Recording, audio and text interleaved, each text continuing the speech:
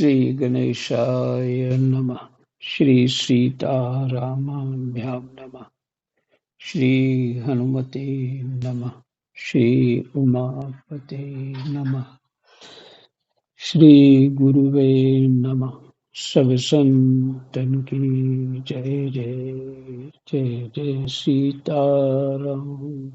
राधे श्याम।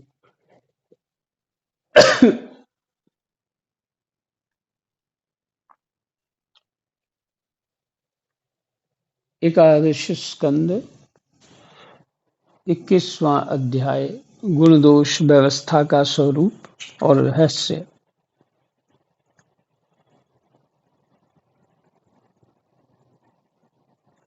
भगवान श्री कृष्ण उद्धव जी को उपदेश कर रहे हैं। भगवान कह रहे हैं, देशों में वह देश अपवित्र है जिसमें कृष्ण सार मृग ना हो। वो देश अपवित्र है। मृग सार जो कृष्ण सार मृग जो होता है, मृग काले रंग का मृग होता है, उसकी बड़ी महिमा।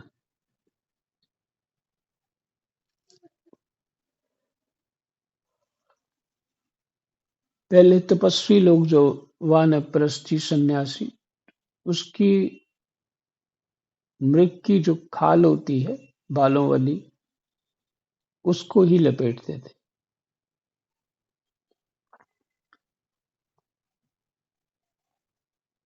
जिसमें कोई साधना में बड़ा सहयोगी होता है।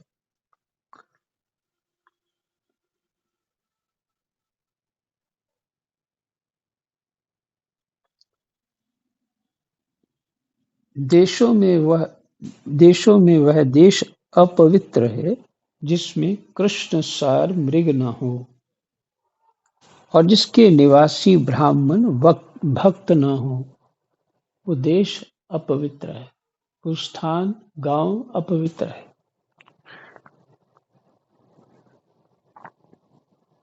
और हाँ, कृष्ण सार मृग के होने पर भी केवल उन प्रदेशों को छोड़कर यहाँ संत पुरुष रहते हैं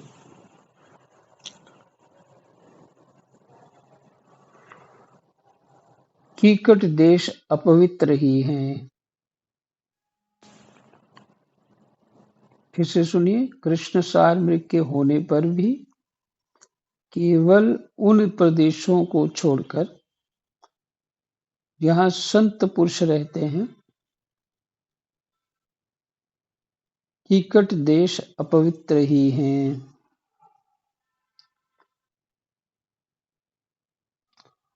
संस्कार रहित और ऊसर आदि स्थान भी अपवित्र ही होते हैं।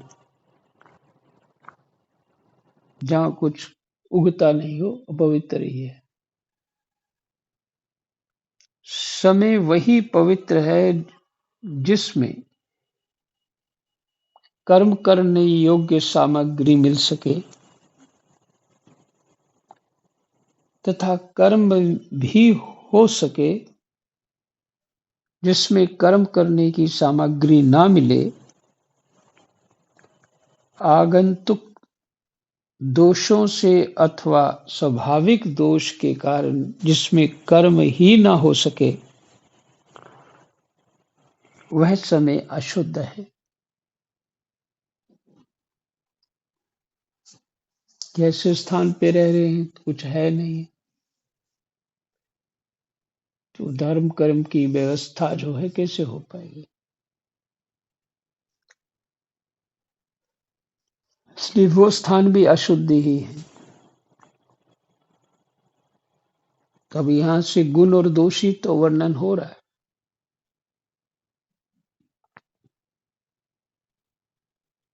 पदार्थों की शुद्धि और अशुद्धि द्रव्य, वचन, संस्कार, काल, महत्व महत्व अथवा अल्पत्व अल्पत्व से भी होती है। पदार्थों की शुद्धि और अशुद्धि वचन, संस्कार। एक कोई कहीं जाना हो जरूरी तो कहते हैं ब्राह्मण से पूछ के आओ कि जाना है तो कौन सा समय ठीक है। तो भले मुहूर्त ना भी हो तो ब्राह्मण कह देगा ठीक है जाओ। तो वो वही मुहूर्त है उसके लिए।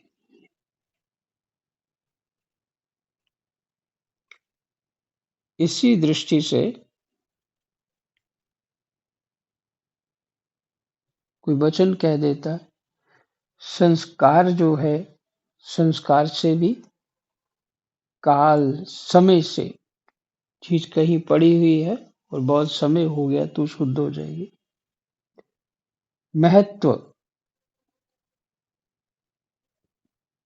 महत्व होने से भी अथवा अल, अल्पत्व से भी होती है।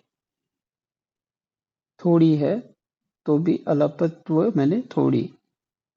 जैसे कोई पात्र जल से शुद्ध और मूत्र आदि से अशुद्ध हो जाता है।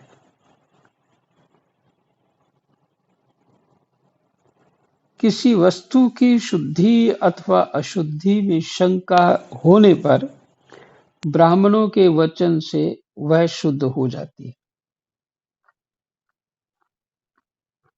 किसी वस्तु की शुद्धि अथवा अशुद्धि में शंका होने पर ब्राह्मणों के वचन से वह शुद्ध हो जाती है।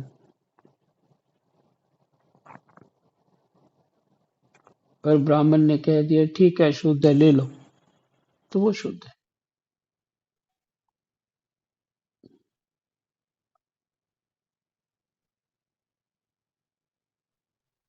अन्यथा अशुद्ध रहती है। पुष्प आदि जल छिड़कने से शुद्ध और सूंघने से अशुद्ध माने जाते हैं। जब सूंघने से तो कुछ उसने उसमें डाला ही नहीं, खाली सूंघा तो अशुद्ध माने जाते हैं। भगवान को नहीं चढ़ सकते। किसी आध्यात्मिक व्यक्ति को अर्पण करना वो ठीक नहीं है, अशुद्ध हो चुके हैं। और जब फूल तोड़ के रखते हैं तो फिर भगवान जी को चढ़ाने लगते हैं तो उन पे पानी का छींटा मारते हैं। पवित्र अपवित्र अपवित्र वास्या समृत पुंडरीकाक्षमित सा बहाय अभ्यंतर शुचि, ऐसा मंत्र बोला जाता है। शुद्ध हो गया।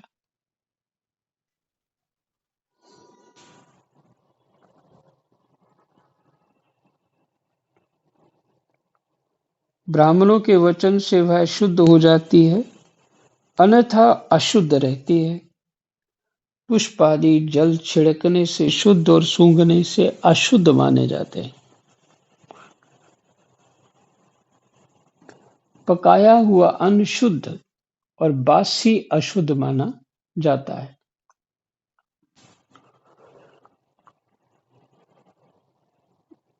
बड़े सरोवर और नदी आदि का जल शुद्ध और छोटे गड्ढों का अशुद्ध माना जाता है। इस प्रकार क्रम से समझ लेना चाहिए। शक्ति, अशक्ति, बुद्धि और वैभव के अनुसार भी पवित्रता और अपवित्रता की व्यवस्था होती है। किसी की उम्र हो गई 65-70 साल और उसको बोल दिया है कि तुम्हारे ये नियम है शुद्ध रहना, बार बार हाथ धोना इत्यादि, वो नहीं कर पाएगा। तो जैसे भी वो रहे, जितना उससे बन पाए वो उतने शुद्धि करे तो वो ठीक है।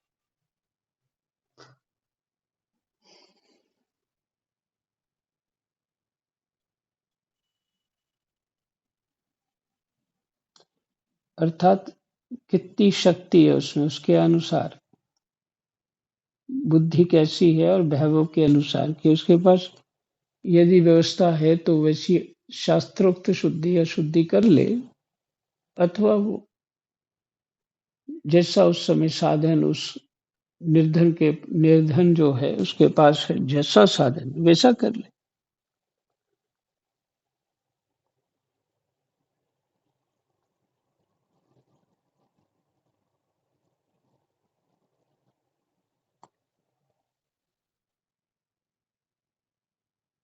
उसमें भी स्थान और उपयोग करने वाले की आयु का विचार करते हुए ही अशुद्ध वस्तुओं के व्यवहार का दोष ठीक तरह से आंका जाता है।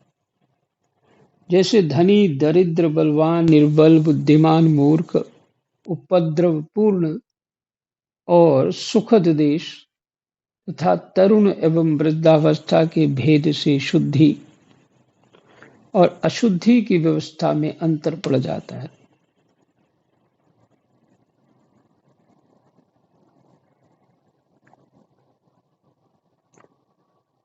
अनाज, लकड़ी, हाथी दांत आदि, हड्डी, सूत, मधु, नमक, तेल, घी आदि रस,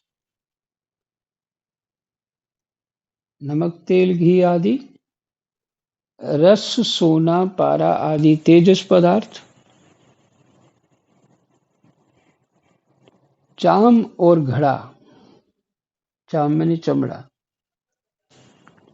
आदि मिट्टी के बने हुए पदार्थ समय पर अपने आप हवा लगने से, आग में जलाने से, जिसको हवा लगानी चाहिए वो उससे शुद्ध हो जाता है, और इसको जैसे मिट्टी का बर्तन है वो जलाने से शुद्ध हो जाता है।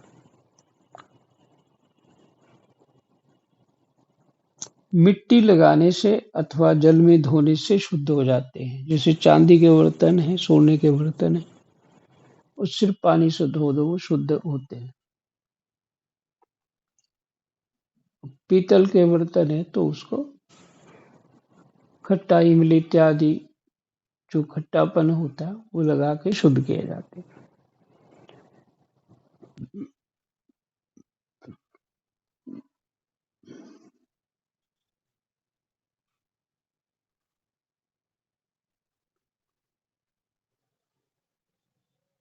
देश, काल और अव्यवस्था के अनुसार कहीं जल, मिट्टी आदि शोधक सामग्री के संयोग से शुद्धि करनी पड़ती है,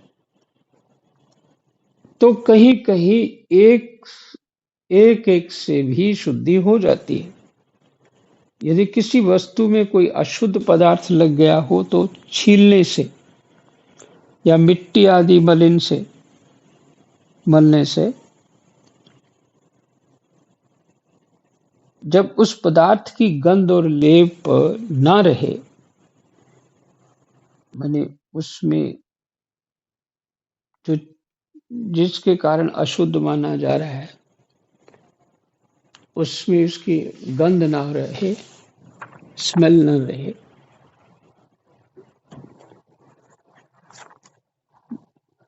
तो वो पदार्थ शुद्ध हो गए।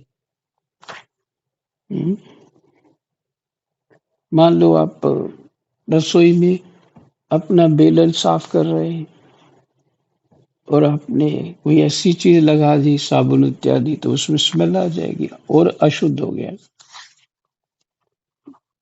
तो वहां किसी पानी इत्यादि से ही रगड़ के साफ करना पड़ेगा, वो साबुन नहीं लगेगा।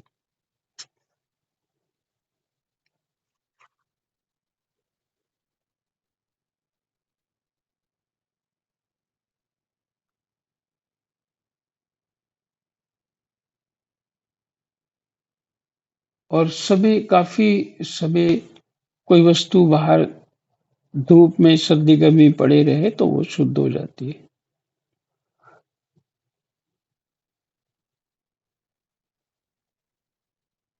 देश, काल और अवस्था के अनुसार कहीं जल, मिट्टी आदि शोधक सामग्री के सहयोग से शुद्धि करनी पड़ती है, तो कहीं कहीं एक एक से भी शुद्धि हो जाती है।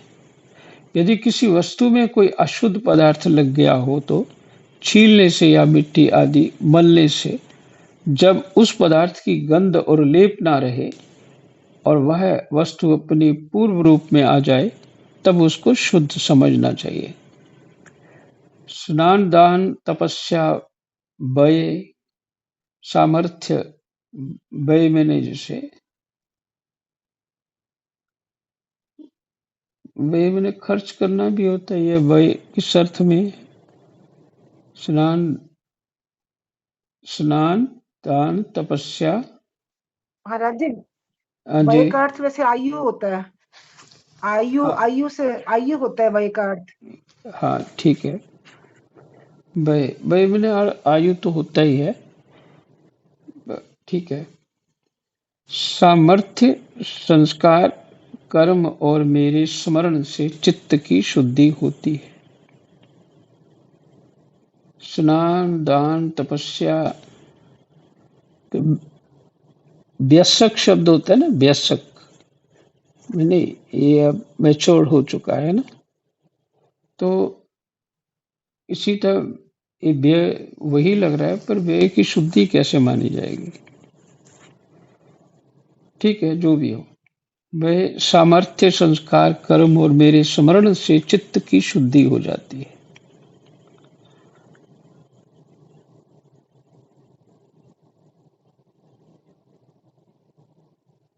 मेरे स्मरण से चित्त की शुद्धि हो जाती है।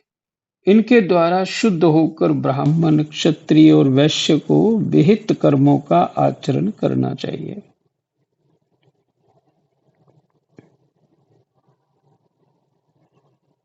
गुरुमुख से सुनकर भलीभांति हृदयंगम कर लेने से मंत्र की और मुझे समर्पित कर देने से कर्म की शुद्धि होती है। हाँ, ये बहुत अच्छा है। उद्धव जी, इस प्रकार देश, काल, पदार्थ, कर्ता, मंत्र और कर्म, इन छहों के शुद्ध होने से धर्म और अशुद्ध होने से अधर्म होता है। इस प्रकार देश, काल, पदार्थ,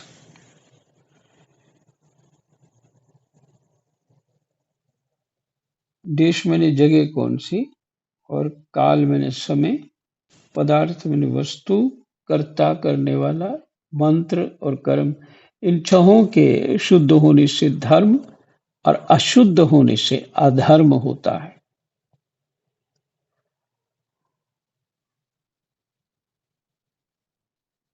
कहीं कहीं शास्त्र विधि से गुण दोष हो जाता है और दोष गुण और दोष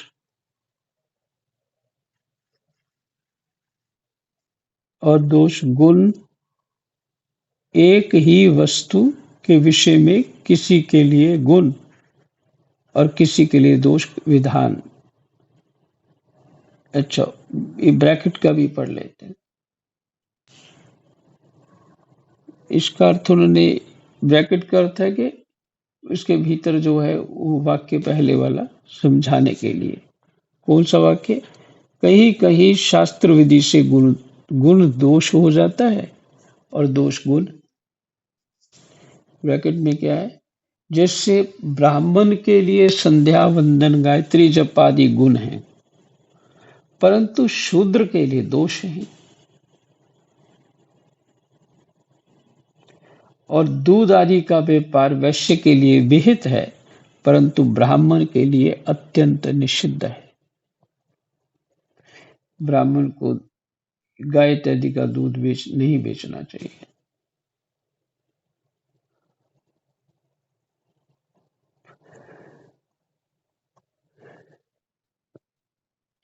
शूद्र को सेवा से ही सब कुछ प्राप्त हो जाता है, उसका तप है।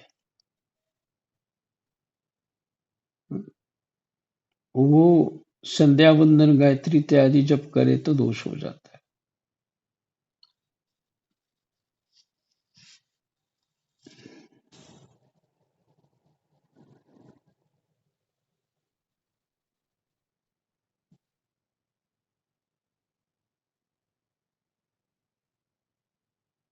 एक ही वस्तु के विषय में किसी के लिए गुण और किसी के लिए दोष का विधान गुण और दोषों की वास्तविकता का खंडन करते देता है। मान लो किसी को वात रोग हो, है ना, उसको बोलो कड़ी खा लो, तो और हवा बन जाएगी उसमें। हम्म। तो जिसका कफ अधिक हो, बात सम नहीं हो, तो उसको बोलेंगे हाँ कड़ी खा ले तो अनुकूल पड़ जाएगी, वहां वो गुण बन गया। और जिसमें बात रोग पहले से है, उसमें वो दोष बन गया।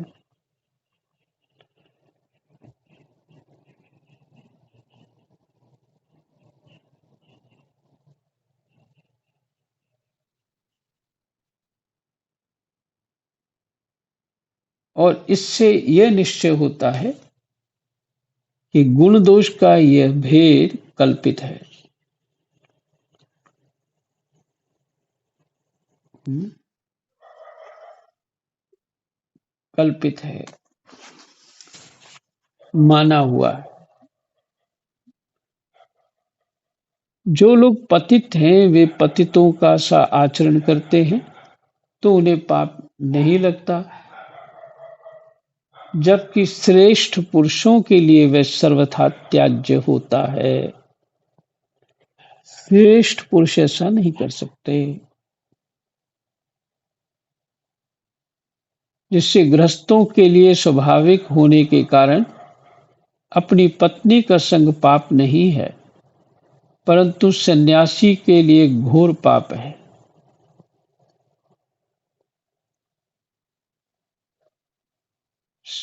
सन्यासी ने ये सन्यासी का ये संकल्प होता है कि मैंने सब कुछ छोड़ दिया और परमात्मा में चित्त लगा दिया। ये है सन्यास।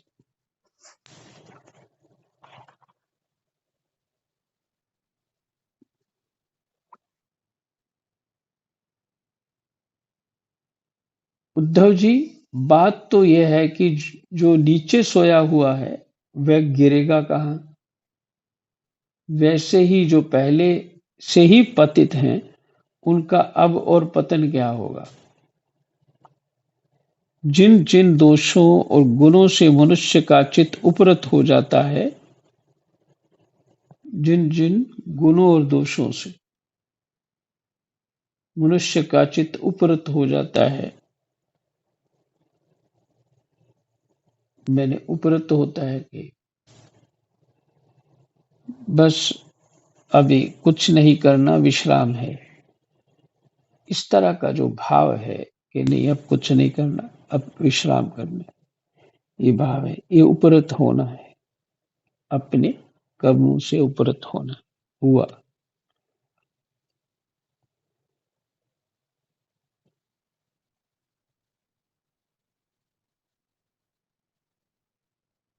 उन्हीं वस्तुओं के बंधन से वह मुक्त हो जाता है। जिन जिन दोषों गुणों से मनुष्य का चित्त उपरत उपरत हो जाता है, उन्हीं वस्तुओं के बंधन से वह मुक्त हो जाता है। चित्त जिसमें लगा हुआ है वो उसके बंधन में है। मनुष्यों के लिए यह निवृत्ति रूप धर्म ही परम कल्याण का साधन है।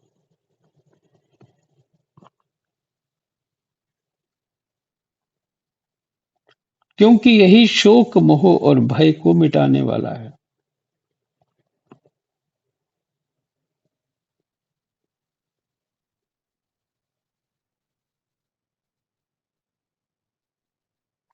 समय देखें कितना हो गया। अभी तो है।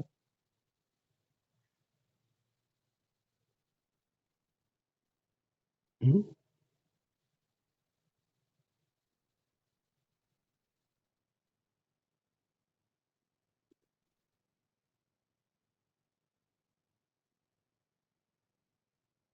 क्या हो गया?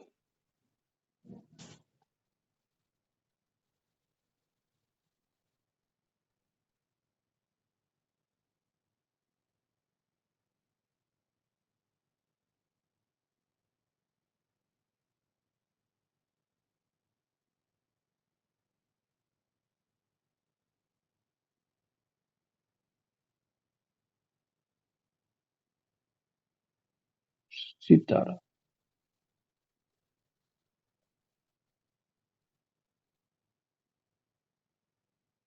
जिन जिन दोषों और गुणों से मनुष्य का चित्त उपरत हो जाता है, उन्हीं वस्तुओं के बंधन से वह मुक्त हो जाता है। जिसकी चाह है उसी के बंधन में हो।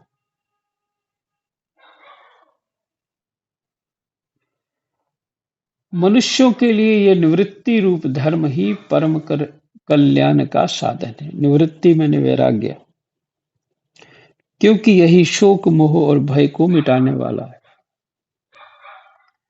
उद्धव जी, विश्व में कहीं भी गुणों का आरोप करने से उस वस्तु के प्रति आसक्ति हो जाती है कि वस्तु बहुत अच्छी है, बड़ी महंगी है, दुर्लभ है।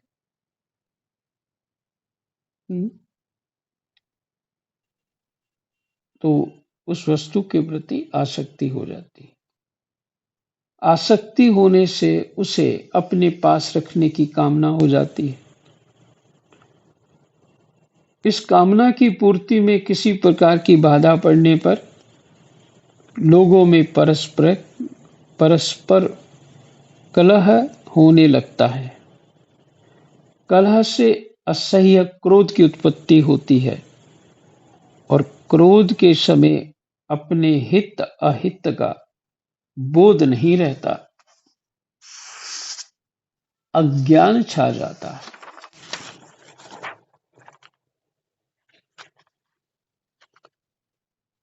इस अज्ञान से शीघ्र ही मनुष्य की कार्य अकार्य का निर्णय करने वाली व्यापक चेतना शक्ति लुप्त हो जाती है क्रोध से। साधो, चेतना शक्ति अर्थात स्मृति के लुप्त हो जाने पर, चेतना शक्ति माने स्मृति के लुप्त हो जाने पर मनुष्य में मनुष्यता नहीं रह जाती है। गीता जी का श्लोक है। पशुता आ जाती है और वह शून्य के समान अस्तित्वहीन हो जाता है। अब उसकी अवस्था वैसी हो जाती है जैसे कोई मूर्छित या मुर्दा हो। ऐसी स्थिति में ना तो उसका स्वार्थ बनता है और ना तो परमार्थ। क्रोध होने पे मति जो है भ्रंश हो जाती है क्रोध से। तो ना स्वार्थ ना परमार्थ कुछ नहीं बनता। विषयों का चिंतन करते करते वह विषय रूप हो जाता है। उसका जीवन वृक्षों के समान जड़ हो जाता है। उसके शरीर में उसी प्रकार व्यर्थ श्वास चलता रहता है जैसे लोहार की धोखनी की हवा। उसे ना अपना ज्ञान है और ना किसी दूसरे का। वह सर्वथा आत्म वंचित हो जाता है। ये क्रोध की शक्ति बताइए। जय जय सीताराम। राधे श्याम। कृष्णाय वासुदेवाय हरे परमात्मने प्रणतक्लेशनाशाय गोविन्दाय नमो नमः।